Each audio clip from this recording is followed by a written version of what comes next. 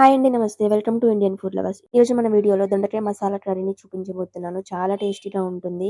దొండకాయ కూర అంటే ఇష్టం లేని వాళ్ళకి ఇలా చేసి పెట్టండి. చాలా ఇష్టంగా తింటారు. అండ్ ప్రాసెస్ కూడా చాలా ఈజీగా ఉంటుంది. సో తప్పకుండా ట్రై చేయండి. సో లేట్ చేయకుండా ప్రాసెస్లోకి వెళ్ళిపోదాం. దీనికోసం ఫస్ట్ స్టవ్ ఆన్ చేసుకొని ప్యాన్ని పెట్టుకోండి. ప్యాన్లో 1 టీ స్పూన్ వరకు పల్లీలు వేసుకోండి.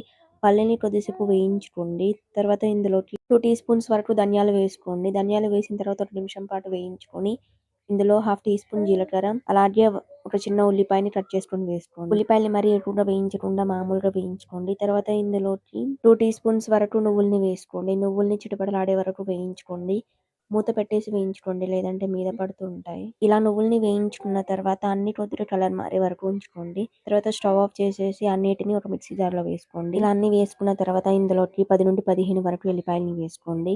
అలాగే 1 టీ స్పూన్ కారం, పావు టీ స్పూన్ పసుపు, హాఫ్ టీ స్పూన్ ఉప్పును కూడా వేసుకొని కొద్దిగా మెత్తగా గ్రైండ్ చేసి ఇలా గ్రైండ్ చేసుకున్న పేస్ట్ని పక్కన పెట్టేయండి. తర్వాత దొండకాయలని తీసుకొని ఇలా మధ్యలోకి కట్ చేసుకోండి.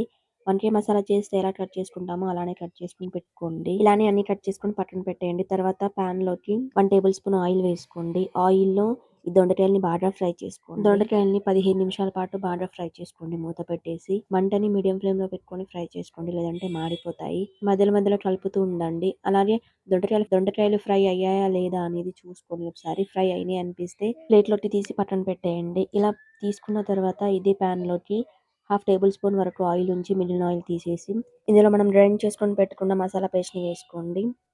మసాలా పేస్ట్ అంతా వేసిన తర్వాత ఒక 5 నిమిషాల పాటు బాగా కలుపుతూ ఫ్రై చేసుకోండి.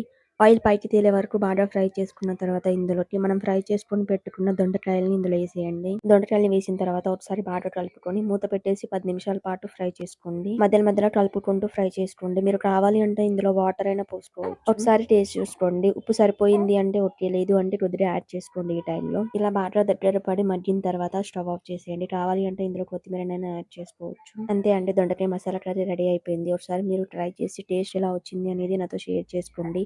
అలాగే ఈ వీడియో మీకు నచ్చితే లైక్ చేసి సపోర్ట్ చేయండి. మీ ఫ్రెండ్స్కి, ఫ్యామిలీ మెంబర్స్కి కూడా తప్పకుండా షేర్ చేయండి. Thank you for watching.